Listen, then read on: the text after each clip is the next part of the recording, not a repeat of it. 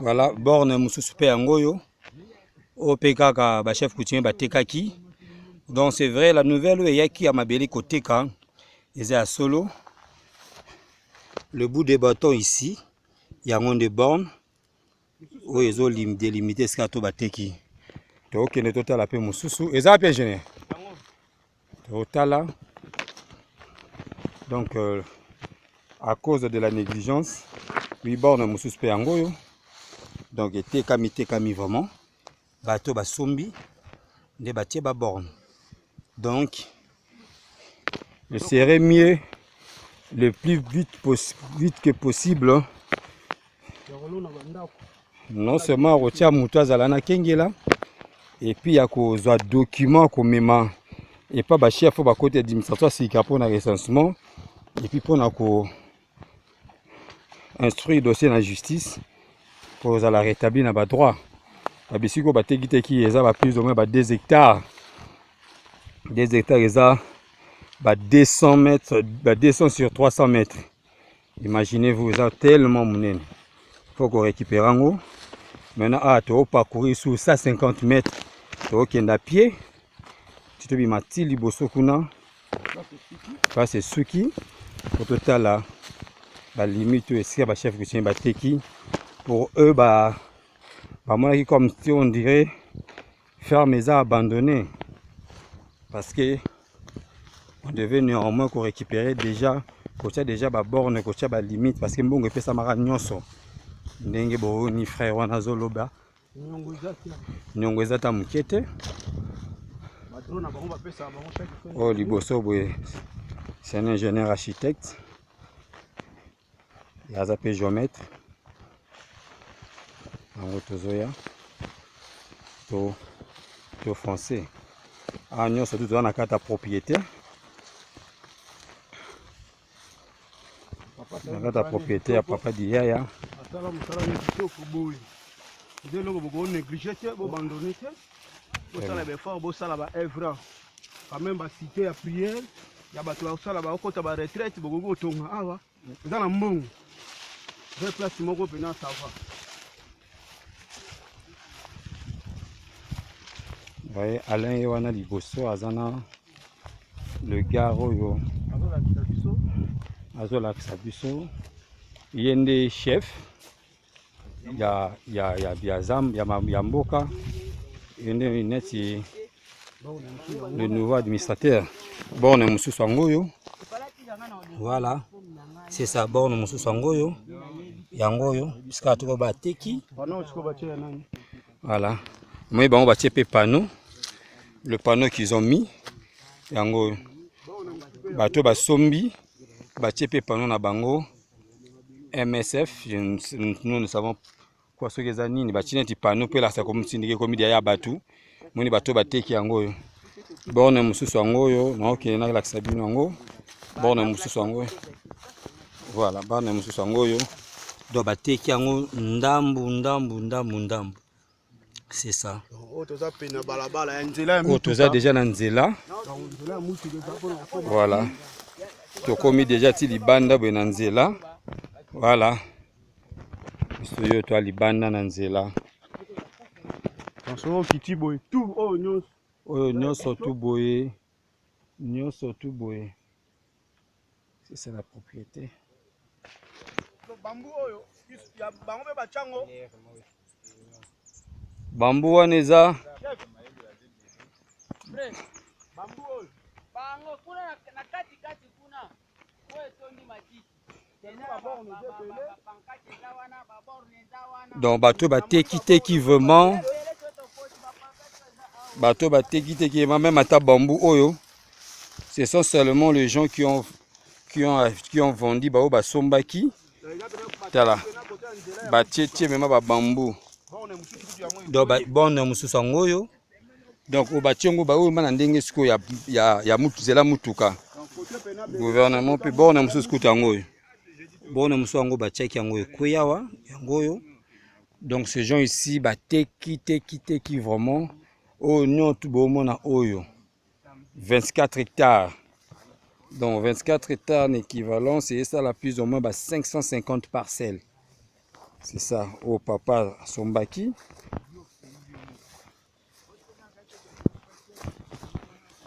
C'est ça.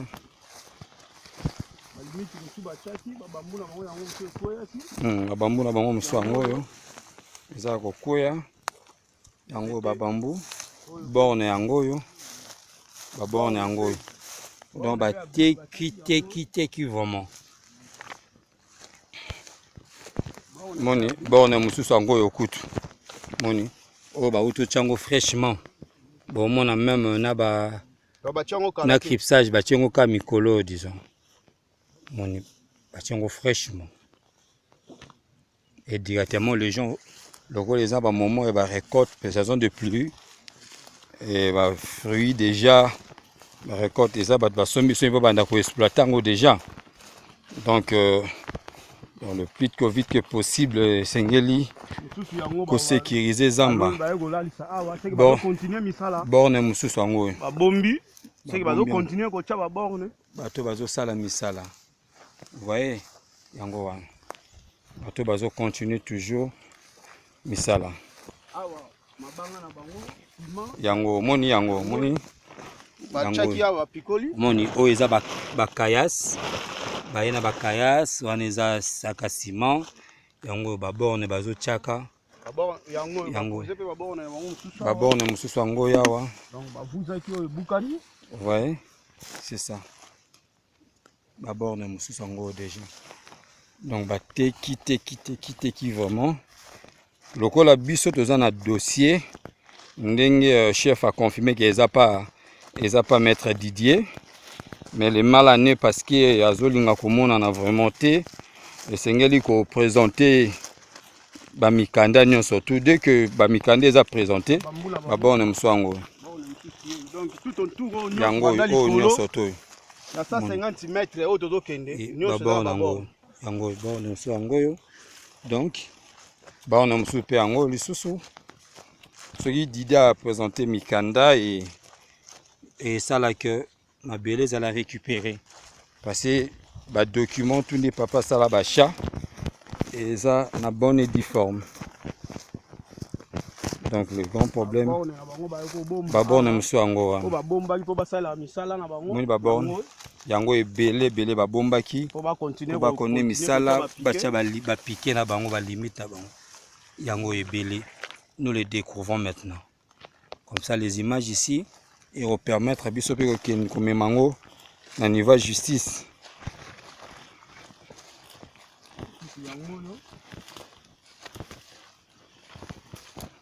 bon mususu yango na 150 mètres on a 150 mètres na niveau oh tozo kende siko na 150 mètres na niveau na makadam na makadam ba borne nyonso to yango ba bambu ngoyo ba borne mususu yango wana liboso donc bateau déjà batekaki bakoma déjà ko exploiter parce que mutako yo tia borne boité ba placer ba borne boité sans pour autant bazana na projet exploitation ça borne mususu yango eza maomona ke borne ya sika je moi ke batiengo mikolo yo eza ya sika vraiment yango donc il faut vraiment pour ça là le plus tôt vite que possible et ça normalement oui parce que de l'autre côté il faut engrais tournama côté au pays engrais tournama 4 hangar bon nous sommes en oyo bachango mwa mikolo ebele usali mwa mikolo ba wala nde babakisi ko bakisa opo ndigeza ya mutu mususu donc il faut vraiment ko sécuriser ngo banga ezala batu bazana bango wana bando vanda justement bazui basali ba misala bakasi ba matiti bachaka su mutu vanda pamba te côté mutu vanda ça sécurité ne fiche 100 francs seulement pour signer document quand même 100 francs 150 francs à fouta normalement mutu vanda et botira batu normalement babotola business oui bangaro ekotongama mutu avanda ofele te totia locataire Atazo pesa 5000 francs, atazo pesa 2000 francs. Tu as locataire. Aux en même temps locataire, en même temps comme étant sentinelle.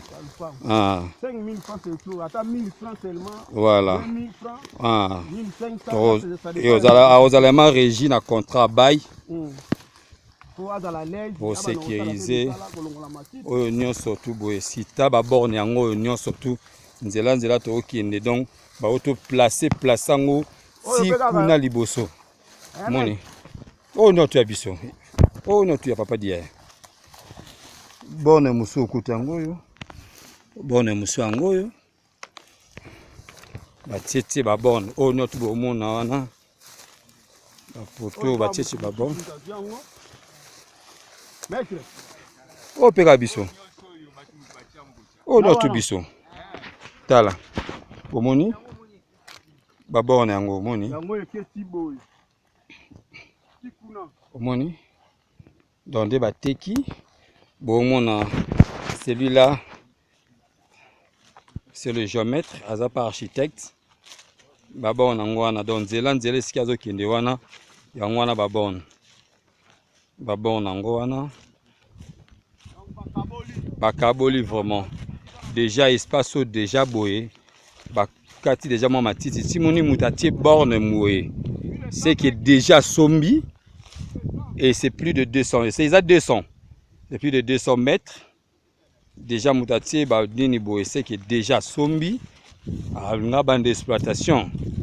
Donc, les agoutou et le quoi mitungi ça m'a minti parce que le quoi là-bas document surtout ils a pas Didier. C'est Didier à permettre document tout à se présenter. Des repères sa biso piste à Goya Boé. On a cours ça l'opposition parce que le document est allé. Mon oignon surtout ça va borne. Partout. Les bornes sont là. Oignon tout le monde a vu. Nous déjà vu encerclé. Oignon tout va borne. Nous déjà vu déjà encerclé dans un cadre très bien. Il fait une bonne exploitation. Et puis oyo boeza nzela makadam. Banda ko zo tongama awa ya ko saranate. Banda ko zo tongama vraiment. Et mutasala ngo boeza te pour exploiter ça pas tongane ndako. Yanga mona tie ba bon parce que nzela ya makadam. Nzela zeluma il semblerait na ba projet. Il fallait nzela oyo. Ezala asphalté. Il fallait pas asphalter. Voilà. Voilà. Donc, mon escava sombi. Ah, on mobimba. Bon, msango. Maintenant, bah jusqu'à venir, monsieur. Omoni. Ah. Donc, eza tina suka. Fonda ota eza tina suka kuna. Bon, mona tina suka kuna. Tokei bozo monango. On a que bateki presque 2 hectares. Et 2 hectares, wana.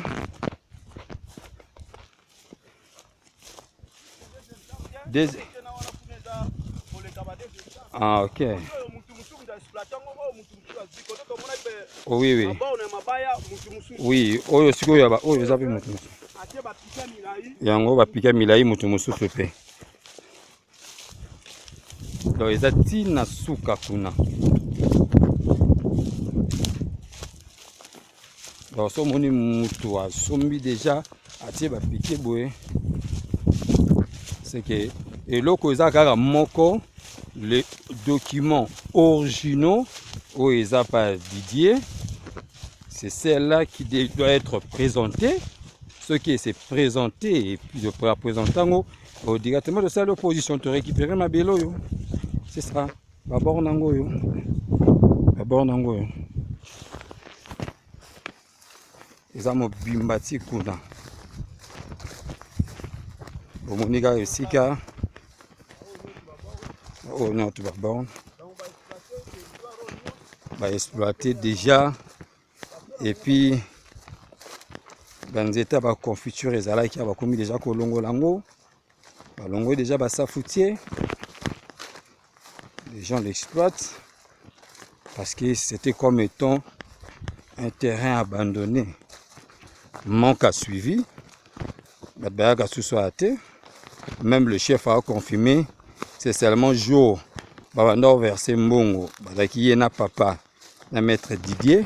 Batikala li sous kozonga boete. Imaginez-vous de le vivant papa. Et puis papa Tchakoufi, batikala sous kozonga te. On peut calculer combien d'années passées. Sûrement près plus de 3 ans. Moni bateki. Voilà, babon nangoyo. Babon nangoyo. Nangoyo babon.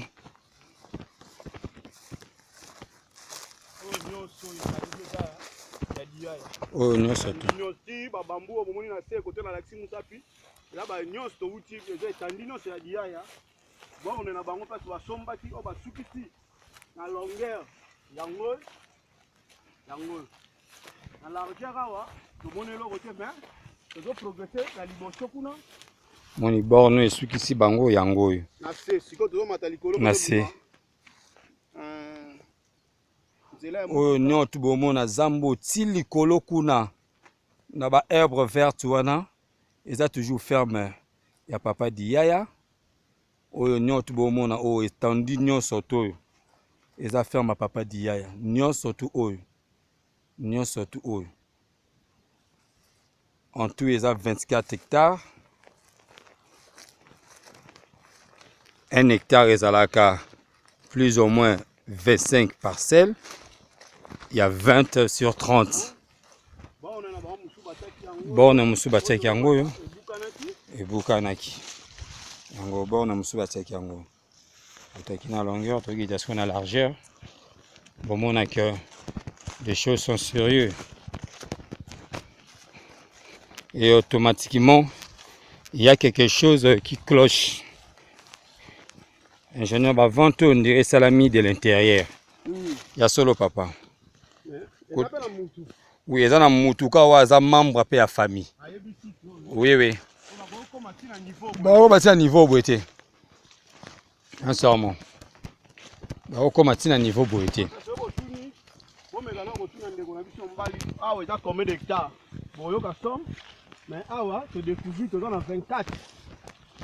Nous sommes des ingénieurs, nous sommes des techniciens. Oui, maman Kambo ninge salamara. Moutako comme un courage si un niveau à de l'oroboité, ça pour autant qu'il y ait une fuite à l'intérieur. Il en est de même des salamègas à parcelle kuna ya bibois. Mon est bon, yango. Donc Moutasou Yombi a encerclé déjà. Il y a quelque chose qui fuite. Parce que les documents surtout, ils ont déjà. Et puis, bango, bato administration, bazoka moi. Depuis lors, les documents, ils ont comment? Ils sont limités. Bon, on est en train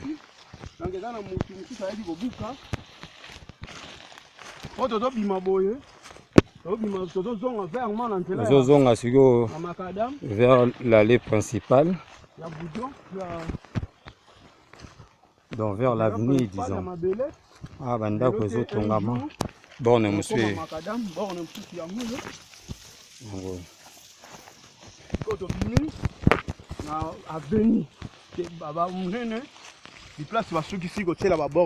Grande avenir en haut maintenant. Grande avenir en haut. Voilà, au balabala. Balabala en haut. Bonjour maman Boni. Merci maman. Voilà.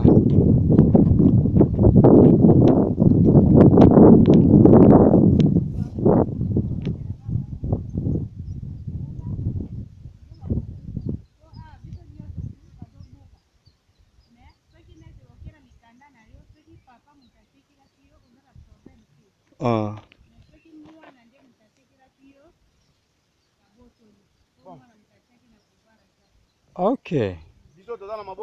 Biso somba pa papa utakufa. Avant de qu'on ait à remplacer.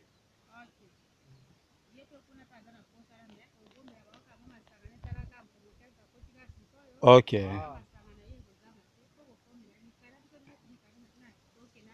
D'accord maman. Oui, on vient de se rencontrer avec une paysanne. Tokutana na ye kaka boye, topesani mbote d'une manière fraternelle. Ndaza ko expliquer biso nde makambo esalama. Pour preuve, oyo eza ba mikanda na ye. Oyo eza ba document na ye, ndenge azolakisa biso. Voilà. Oyo eza ba document na ye. Vente à terrain. Donc, enregistrement ezosalama na bato nyonso tu. Ok. D'accord, maman. Merci. Comment on est, maman? Merci, maman jolie. Bonne journée. Hein? Merci, maman. Voilà, donc, comme on est de us coutume ici chez nous en Afrique, la fraternité est de mise. On se raconte avec une paysanne, et après ce peu confirmation, il n'y a pas outil dans le bureau, que ça la confirmation. Parce que hiérarchie changé, l'administration est changée. Maintenant, le nouveau chef coutumier à Zawana, tout ça l'enregistrement. Comme ce sont des gens avides, baza batalo koso, comme dirais-je, bazote kakape mabele, mais oyo, le roi papa dia yaza ancien. Mutasoma mutaliboso mabene koko te kamaboete parce que papa entretenait toujours de bonnes relations même à un niveau d'administration. Oh baba on est dans la balabala. Baba on est au balabala. Yango yo tozongi côté to bandaki na ibande. Côté to tika ibande en lundi ya. Tozongi wana baba on est mususu yango yo. Bon on est mususu yango wana ndenga kati. Voilà. Bon on est mususu yango wana. Maintenant, tout ça dans l'entrée principale. Entrée principale. Et ton union surtout besoin mona oyo. Union surtout mona oyo tina herbe verte kuna. Je vous dis bien tina herbe verte kuna. Ils affirment. Voilà. Zamba papa dia eza ti kuna na souke est-ce que bomona herbe verte kuna. Likolo kuna 25 hectares ya papa Diaya. Oignon tout na olakisa biso boye na image. Oignon surtout boye eza toujours mabele ya Badiaya. Toujours comme toujours. Mais l'allée principale ici a été vendue. Sérieux parce que tous eu renseignement et pas ya paysan koto. Bango tout bazan pour se plaindre. Et puis nous sommes renseignés dans l'administration. Ils ont dit clairement par rapport à l'ancien, ma belle ancien qui a été comme abrité sans pour autant qu'il y ait une fuite à l'intérieur. Donc il est grand temps pour que les choses soient tirées au clair. En ce sens-là. D'où bazan a besoin de Mikanda.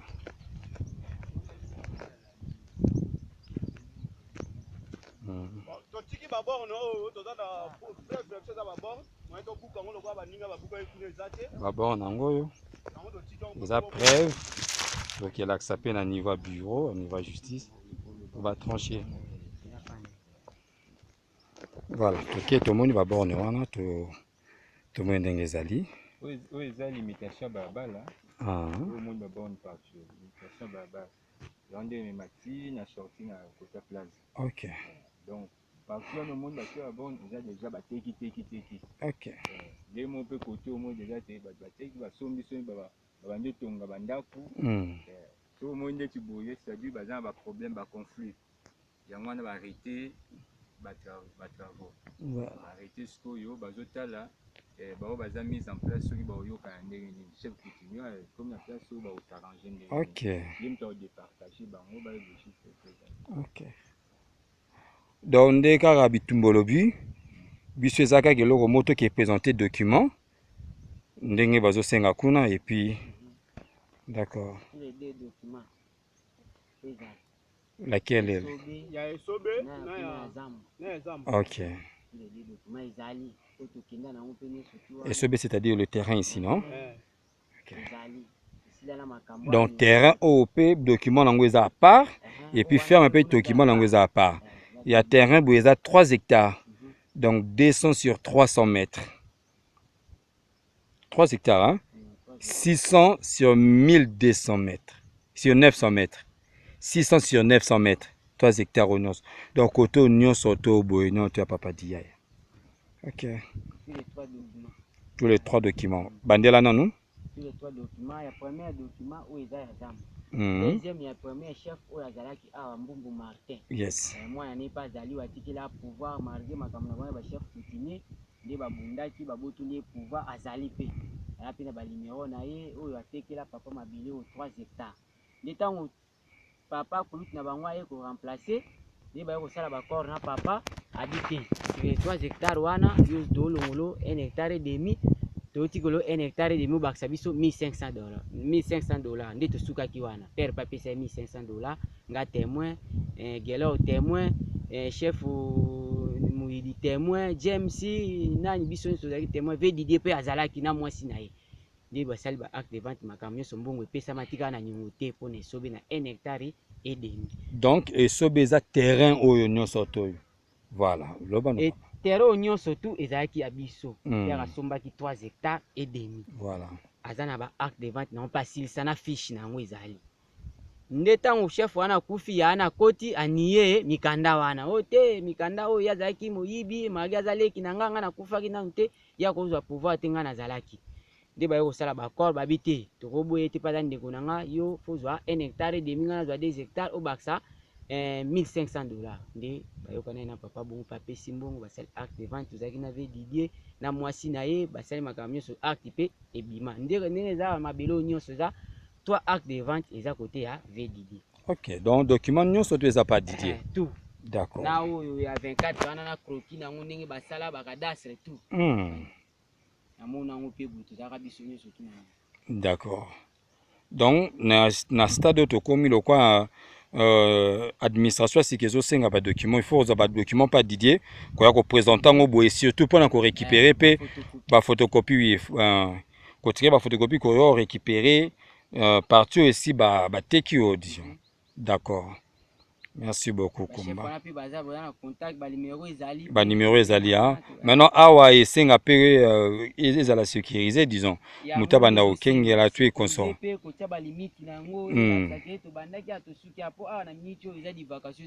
Voilà. Comme comme na onyo silana.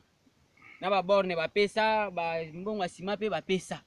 Mais ndenge ba mo basala ba corps na ve Didi wana nga na yebaki te na ba simon soki kenda wapi na yebite tilili. Voilà. Donc eza erreur moko eza pesa qui perd prêtre. À cause d'erreur pe négligence de commis à niveau boy. Au bando bengi quand même au bando talisai. Nando zwa mingi mwasi na ye na ndenge azo passer au combat bengi. Vendredi pa yaki na bengi na zwi mwasi na ndenge mwasi na BTV Didi aza malade. Yo kende yo ka ba oloba o yebisa biso. Nde na benga ki na nuteti na moni nge ya boye boye ba benga yango na ye. D'accord. Merci beaucoup. Maintenant la procédure est-ce qu'elle n'est pas là?